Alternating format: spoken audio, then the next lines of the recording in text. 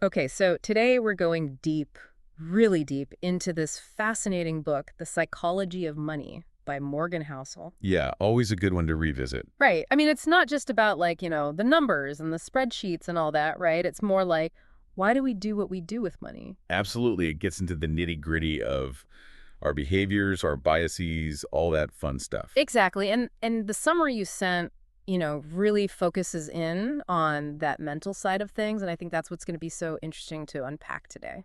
I think so too, because at the end of the day, it's about helping people make better financial decisions. Yeah, no matter where you're at, financially, I think there's always something to learn from this book. Oh, for sure. Even if you've read it before, revisiting these concepts can spark new insights, especially as our lives and circumstances change. Absolutely. So let's dive right in. One of the first things that really jumped out at me was that, being good with money isn't necessarily about being like super intelligent. Right, I think we all know people who are brilliant in their field, but maybe not so great with their personal finances. Yeah, exactly. And I think that's reassuring for a lot of people. You don't need a PhD in economics to be financially successful. Exactly. The book emphasizes that it's more about emotional discipline Yeah. and building those consistent good habits over time.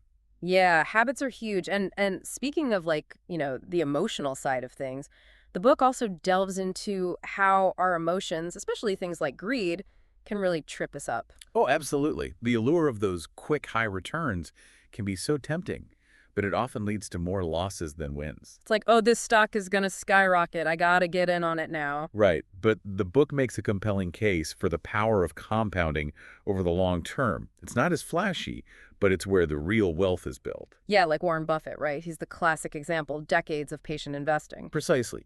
He didn't get rich overnight. It was that slow and steady approach that got him to where he is today. That's a good reminder for all of us. And it brings up another interesting point from the book, this idea of defining enough for yourself. Ah, that's such a crucial concept because if we're constantly striving for more, more, more, we never really get to enjoy what we have. Right. It's like, when is it enough? And how do you even figure that out?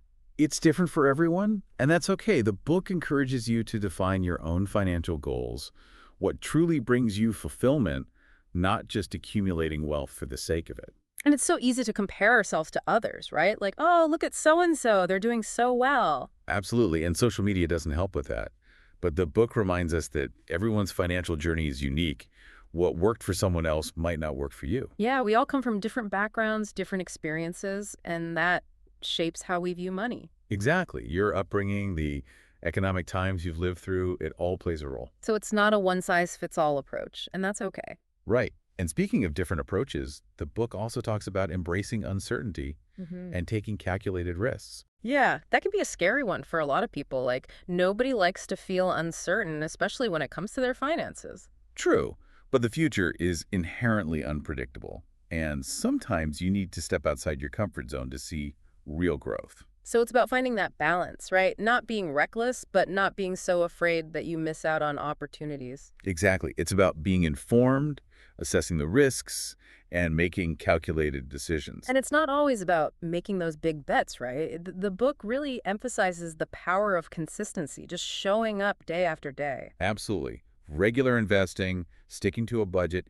even if it's just small amounts over time, it all adds up. It's that long game, not the get-rich-quick schemes. Right. Consistency over intensity, as they say. And this is something I found really interesting. The book says saving is actually more important than earning a high income. Ah, that's a key takeaway because you could be earning a lot, but if you're not saving, you're not really building wealth. It's about living within your means, right? Not necessarily keeping up with the Joneses. Exactly. And it's about having that financial security, that safety net for unexpected events. And ultimately, the book reframes how we think about wealth. It's not just about the dollar amount, it's about the freedom it provides. Freedom to pursue your passions, to spend time with loved ones, to make choices that align with your values. That's what it's all about, right? Not just the money itself, but what it allows you to do with your life. Precisely. And that ties back to defining your own enough, what truly matters to you. And of course, we can't forget about the role of luck.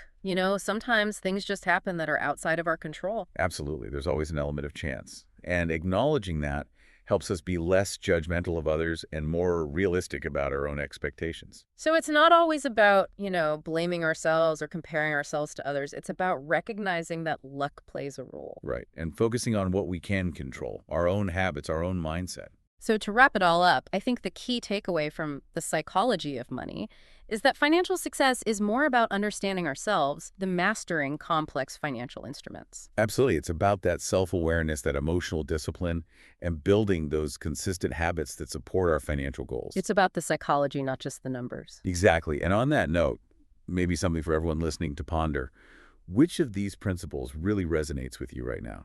Is it defining your enough, embracing patience, or prioritizing saving? Yeah, and what does financial freedom really mean to you?